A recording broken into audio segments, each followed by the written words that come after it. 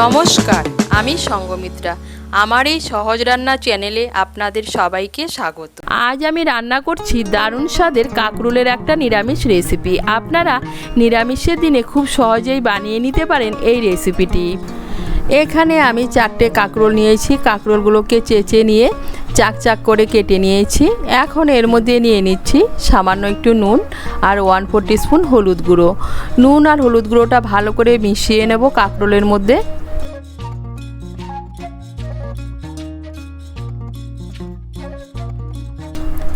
এই দেখুন কাঁকরোলের টুকরোগুলোর মধ্যে নুন হলুদটা ভালো করে মেখে নিয়েছি।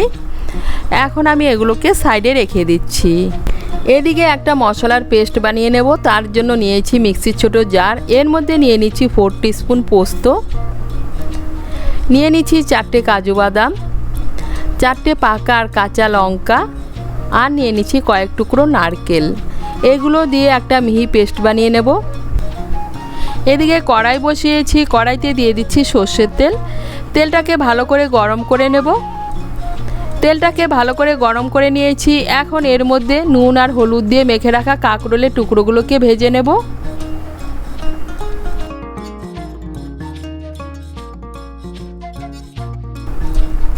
এই দেখুন আমি কয়েকটা কাঁকরোলের টুকরো এর মধ্যে দিয়ে দিয়েছি। এখন এগুলোকে হালকা করে একটু ভেজে নেব। এই দেখুন কয়েকটা কাঁকরোলের টুকরো আমি হালকা করে একটু ভেজে নিয়েছি। এখন আমি এগুলোকে তুলে নিচ্ছি। এইভাবে আমি বাকি কাঁকরোলের টুকরোগুলোকে ভেজে নেব। কাঁকরোল ভাজার পর কড়াইতে অনেকটা তেল রয়েছে, তেলটাকে একটু কমিয়ে নিচ্ছি। এখন কড়াইতে 1 টেবিল স্পুনের মতো তেল আছে। এই তেলেই রান্নাটা করছি। এর মধ্যে দিয়ে দিচ্ছি 1/4 টিস্পুন কালো জিরে আর একটা কাঁচা লঙ্কা। ফোড়নটা দিয়ে একটু নাড়াচাড়া করে নিয়ে এর মধ্যে দিয়ে দিচ্ছি আমি যে মশলার পেস্টটা বানিয়ে নিয়েছি সেই মশলার পেস্টটা ভালো করে মিশিয়ে নেব। মশলার পেস্টটা ভালো করে মিশিয়ে নিয়েছি। এখন এর মধ্যে দিয়ে দিচ্ছি মিক্সির জারটা ধুয়ে সামান্য একটু জল। জলটাকে ভালো করে মিশিয়ে নেব। জলটাকে ভালো করে মিশিয়ে নিয়েছি। এখন এর মধ্যে দিয়ে দিচ্ছি 1/2 টিস্পুন হলুদ গুঁড়ো, 1/4 টিস্পুন লঙ্কা গুঁড়ো, স্বাদ মতো নুন, আর দিয়ে দিচ্ছি সামান্য একটু চিনি। ভালো করে মিশিয়ে নেব। মিশিয়ে নিয়ে মশলাটাকে ভালো করে কষিয়ে নেব।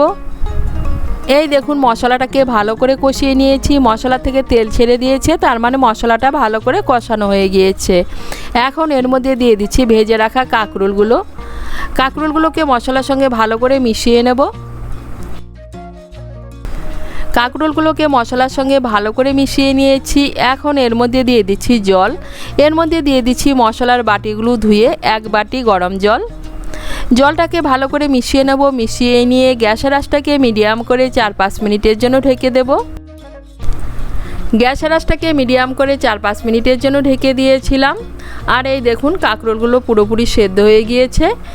এখন একটু নাড়াচাড়া করে নিয়ে এর মধ্যে দিয়ে দিচ্ছি চিড়ে রাখা কাঁচা লঙ্কাগুলোকে ভালো করে মিশিয়ে নেব।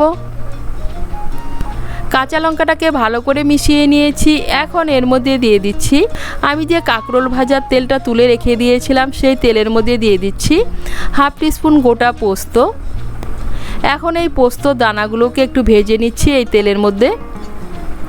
এই দেখুন পোস্তর দানাগুলোকে তেলের মধ্যে ভেজে নিয়েছি। এখন এই পোস্তর দানাগুলোকে দিয়ে দিচ্ছি কাঁকরোলের মধ্যে। ভালো করে মিশিয়ে নেব।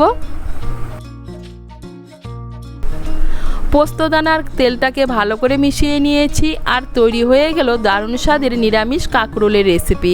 আপনারা নিরামিষের দিনে এইভাবে কাঁকরোলের এই রেসিপিটি বানিয়ে খেয়ে দেখবেন, খেতে কিন্তু অসাধারণ হয়। আপনাদের যদি এই রেসিপিটি ভালো লাগে তাহলে লাইক এবং শেয়ার করবেন।